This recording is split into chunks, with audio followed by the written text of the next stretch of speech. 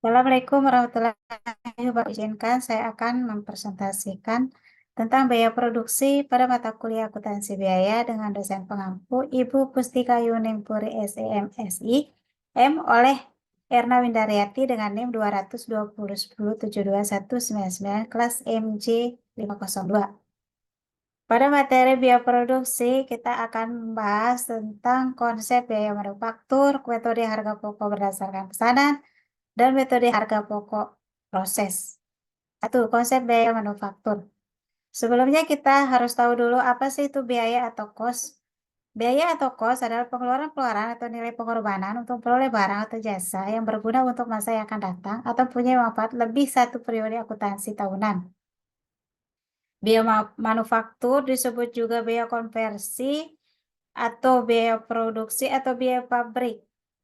Merupakan jumlah dari 3 elemen biaya, yaitu biaya bahan baku langsung, biaya tenaga kerja langsung, dan biaya overhead pabrik. Nah, di sini ada satu-satu komponen biaya. Satu, biaya bahan baku. Biaya bahan baku merupakan biaya perolehan dari seluruh bahan baku langsung yang menjadi bagian utama dari seluruh barang jadi. Contoh, harga bahan baku yang dibutuhkan untuk produksi barang, gaji tenaga kerja. Kedua, biaya tenaga kerja langsung, yaitu harga yang dibebankan untuk penggunaan tenaga kerja manusia tersebut. Contohnya, upah atau gaji yang dibayarkan untuk karyawan tenaga kerja langsung. Yang ketiga, biaya overhead pabrik. Didefinisikan sebagai tidak langsung, tenaga kerja tidak langsung, dan semua biaya pabrik lainnya yang tidak dapat dengan mudah diidentifikasi atau dibebankan langsung ke pesanan produk atau objek yang lain tertentu. Contohnya biaya sewa, biaya bahan mentah tidak langsung, biaya tenaga kerja tidak langsung, atau upah, asuransi, dan penyusunan anggaran biaya konversi merupakan rencana biaya yang digunakan untuk merubah bahan baku langsung menjadi produk jadi. Untuk menghitung biaya konversi, perlu mengetahui berapa biaya tenaga kerja langsung dan serta biaya umum pabrik yang dikeluarkan. Sederhananya, dalam pengelolaan sumber daya, dibutuhkan peran tenaga kerja yang juga biaya umum pabrik seperti mesin dan perawatan. Dari perhitungan kedua variabel tersebut, kita bisa mengetahui berapa besaran biaya konversi. Rumus. Biaya konversi per unit sama dengan tenaga kerja langsung ditambah overhead pabrik. Kita masuk pada ilustrasi 1. Kasus 1 pada konsep biaya manufaktur.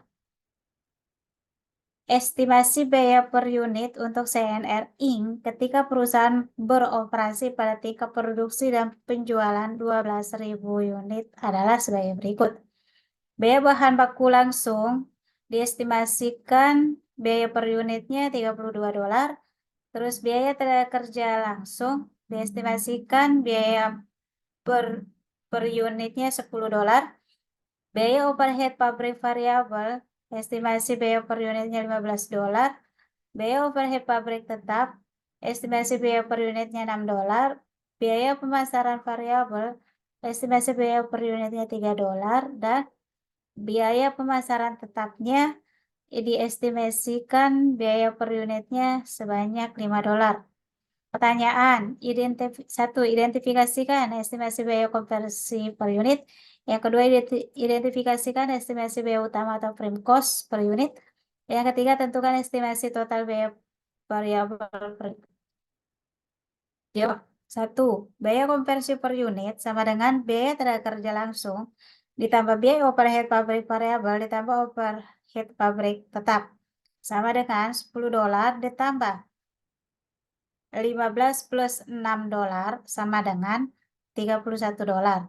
Yang kedua, biaya utama per unit sama dengan biaya bahan baku langsung ditambah biaya tenaga kerja langsung sama dengan $32 ditambah $10 sama dengan $42. Ini yang terakhir, nomor 3, total biaya variabel per unit sama dengan jumlah bahan baku langsung ditambah biaya tenaga kerja langsung ditambah biaya overhead variabel ditambah pemasaran variabel sama dengan $32 ditambah $10 ditambah $15 ditambah $3. Jadi total biaya variabel per unitnya sama dengan $60. Kita masuk pada materi kedua, yaitu metode harga pokok pesan. Metode harga pokok berdasarkan pesanan atau job order cost method merupakan metode pengumpulan harga pokok produk di mana biaya dikumpulkan untuk setiap pesanan atau kontrak atau jasa secara terpisah. Tujuan produksi adalah untuk melayani pesanan dan produksinya bersifat terputus-putus. Pada metode ini, harga pokok dikumpulkan untuk setiap pesanan selesai. Untuk menghitung pesanan persatuan produk dihitung dengan cara membagi total biaya produksi untuk pesanan tersebut dengan jumlah satuan produk dalam pesanan yang bersangkutan. Kita masuk pada ilustrasi kedua. Kasus 2, metode harga pokok berdasarkan pesanan. Berdasarkan pesanan berikut yang berkaitan dengan 3 pesanan yang masih dalam proses di Nanas Company selama bulan Januari. Biaya yang dibebankan periode sebelumnya pada pesanan nomor 66 sebanyak $40, pesanan 67 sebanyak $15, pesanan nomor 68 0. Biaya yang ditambahkan selama bulan Januari untuk bahan baku langsung pada pesanan nomor 66 sebanyak $35, pesanan nomor 67 sebanyak 45.000, pesanan nomor 68 sebanyak 54.000. Kita lihat di sini biaya yang ditambahkan selama bulan Januari pada tenaga kerja langsungnya. Pada pesanan nomor 66 sebanyak 45.000, pada pesanan nomor 67 sebanyak 40.000, pada pesanan nomor 68 sebanyak 35.000. Sedangkan overhead pabrik $50 per jam. Yang ditanyakan pesanan nomor 66 berapa, pesanan nomor 67 berapa, pesanan nomor 68 berapa. Sementara jam mesin yang digunakan selama bulan Januari pada pesanan nomor 66 720 jam, pada pesanan nomor 67 sebanyak 640 jam, dan pesanan nomor 68 sebanyak 560 jam. Yang diminta, buatlah ayat jurnal yang sesuai untuk mencatat setiap transaksi di bulan Januari. Berikut ini. 1. Bahan baku langsung dikeluarkan dari gudang ke barang dalam proses. Yang kedua, beban gaji didistribusikan ke barang dalam proses. Yang ketiga, overhead pabrik dibebankan produksi untuk periode tersebut. Yang keempat, pesanan nomor 66 dan nomor 67 diselesaikan dan ditransfer ke gudang barang jadi. Jawab. Nomor 1, bahan baku langsung dikeluarkan dari gudang dari gudang ke barang dalam proses. Kita lihat ayat jurnalnya. Pada bulan Januari, barang dalam proses pesanan nomor 66, posisinya di debit $35.000. Barang dalam proses pesanan nomor 67 di debit juga $45.000. Barang dalam proses pesanan nomor 68 di debit $54.000. Sehingga bahan baku langsungnya berada di kredit sebesar $134.000. Yang kedua, beban gaji didistribusikan ke barang dalam proses. Tapi sebelumnya kita harus tahu dulu total biaya tenaga kerja langsungnya.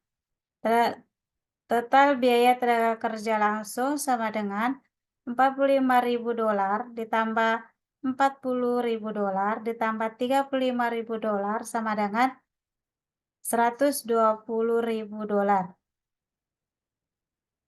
Jadi pesanan nomor 66 sama dengan $45.000 dibagi $120.000 sama dengan 0,375 dikali 3.600 dolar sama dengan 14.100 dolar. Pada pesanan nomor 67 sama dengan 40.000 dolar dibagi 120.000 dolar sama dengan 0,333 dikali 37.600 dolar sama dengan 12.508 dolar. Sedangkan pada pesanan nomor 68 sama dengan 35.000 dolar dibagi 120.000 dolar sama dengan 0,292 kali 37.600 dolar sama dengan 10.992 dolar. Jadi kita masukkan ke dalam ayat jurnal seperti berikut. Pada bulan Januari, barang dalam proses pesanan nomor 66, kita masukkan di debit 14.100 dolar. Barang dalam proses pesanan nomor 67, posisi di debit juga 12.521 dolar. Barang dalam proses pesanan nomor 68, sebanyak 10.979 dolar. Sehingga posisi gaji dan upah kita posisikan di kredit. Jadi total semuanya 37.600 dolar.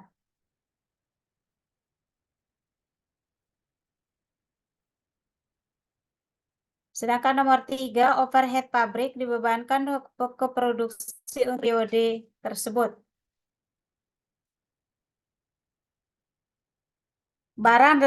Pada bulan Januari juga, barang dalam proses pesanan nomor 66 sebanyak 18.000 dolar. Untuk mengetahui dari mana 18.000 dolar pada pesanan nomor 66, yaitu jam mesin yang digunakan selama bulan Januari dibagi dengan pesanan nomor 66. Jadi 760.000 dibagi 40.000 sama dengan 18. Begitupun pada barang dalam proses pesanan nomor 67. 640 jam dibagi dengan 40 sama dengan 16.000. Barang dalam proses pesanan nomor 68 sama juga 560 jam dibagi 40 sama dengan 14. Jadi overhead pabrik sama dengan 48.000 dolar. Posisinya di kredit. Sedangkan nomor 4, pesanan nomor 66 dan nomor 67 diselesaikan dan ditransfer ke gudang barang jadi. Pada bulan Januari, kita lihat di sini ayat jurnalnya. Pada bulan Januari, barang dalam proses pesanan nomor 66 berada posisinya di kredit dan barang dalam proses pesanan nomor 67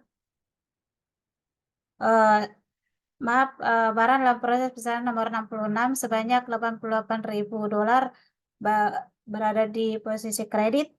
Barang dalam proses pesanan nomor 67 113.800 dolar posisi di kredit juga, sehingga gudang barang jadi sebanyak 201.800 dolar diposisikan di debit. Kita masuk pada metode harga pokok proses. Metode harga pokok proses atau proses cost method merupakan metode pengumpulan harga pokok produk di mana biaya dikumpulkan untuk setiap tahun waktu tertentu. Pada metode harga pokok proses, perusahaan menghasilkan produk yang bersifat homogen, standar, dan tidak tergantung spesifikasi yang diminta oleh pembeli. Tujuan produksi ini adalah untuk mengisi persediaan di gudang yang selanjutnya akan dijual kepada pembeli. Jadi harus dilakukan bersifat kontinu atau terus-menerus. Biaya produksi persatuan produk dapat dihitung dengan cara membagi total biaya produksi untuk periode tersebut dengan jumlah satuan produk yang dihasilkan dalam periode yang bersangkutan. Kita bahas pada ilustrasi ketiga.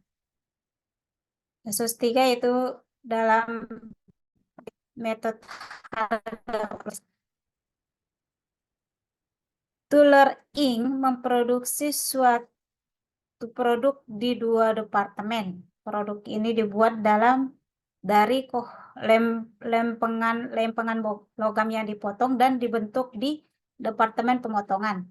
Produk ini kemudian ditransfer ke departemen perakitan, di mana bagian-bagian lain dibeli dari pemasok luar ditambahkan ke unit dasar. Oleh karena hanya ada satu produk yang diproduksi oleh perusahaan, maka sistem perhitungan biaya berdasarkan proses yang digunakan data yang berkaitan dengan operasi bulan November di Departemen Pemotongan adalah jumlah unit di persediaan awal sebanyak 800, jumlah unit yang mulai diproses selama periode berjalan sebanyak 3.200, jumlah unit yang ditransfer ke dalam Departemen Perakitan selama periode berjalan 3.400, jumlah unit di persediaan akhir atau 75% selesai untuk bahan baku, 40% selesai untuk tenaga kerja, 25% selesai untuk overhead. Sebenarnya biaya yang dibebankan ke departemen bahanku untuk persediaan awal sebanyak $17.923 ditambah di bulan berjalan sebanyak $68.625. Biaya yang dibebankan di Departemen Tenaga Kerja langsung persediaan awalnya 2.352 ditambahkan di bulan berjalan 14.756, sedangkan biaya yang dibebankan di Departemen Overhead pabriknya yaitu 3.800 untuk persediaan awal dan ditambahkan di bulan berjalan 29.996. Jadi kita hitung biaya unit ekuivalen untuk Departemen Pemotongan dan rata-rata tertimbang biaya per unit ekuivalen. Yang kedua, buatlah head jurnal untuk mencatat transfer biaya dari Departemen Pemotongan ke Departemen Perakitan. Biaya unit ekuivalen pabrik biaya pabrik di bulan berjalan ditambah biaya overhead pabrik di persediaan awal dibagi jumlah unit yang mulai diproses selama periode berjalan ditambah jumlah unit di persediaan awal sama dengan $29.996 ditambah $0 dibagi 3.200 ditambah 8.800 sama dengan $7.409.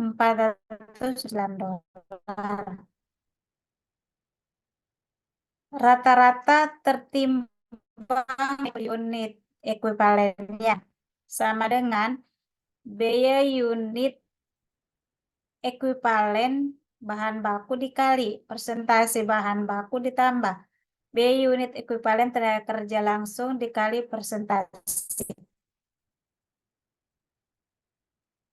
tenaga kerja langsung ditambah biaya unit ekuivalen pabrik kali persentase overhead pabrik sama dengan $17.156.25 dikali 100% ditambah $3.689 dikali 100% ditambah $7.499 dikali 100% sama dengan $28.344.25. Biaya unit ekuivalen overhead pabrik sama dengan biaya overhead pabrik di bulan berjalan ditambah biaya overhead pabrik di persediaan awal dibagi jumlah unit yang mulai diproses selama periode berjalan ditambah jumlah unit di persediaan awal sama dengan $29.996 ditambah $0 dibagi 3.200 tambah 800 sama dengan 7.499. Unit ekuivalen sama dengan biaya unit ekuivalen bahan baku dikali persentasi bahan baku ditambah biaya unit ekuivalen tenaga kerja langsung dikali persentase tenaga kerja langsung ditambah biaya unit ekuivalen pabrik dikali persentase pabrik sama dengan $17.156,25 dikali 100% ditambah $3.699 dikali 100% ditambah $499 dikali 28.344,25.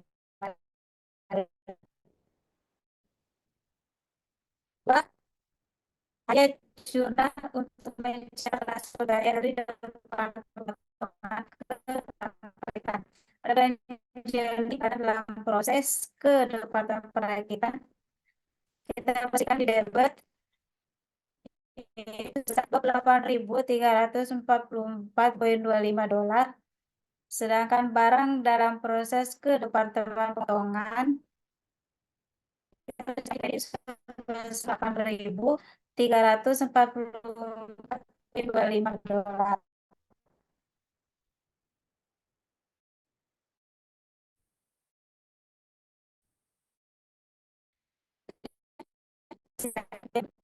Pada apabila ada kekurangan dan kesalahan mohon dimaafkan. Wassalamualaikum warahmatullahi wabarakatuh.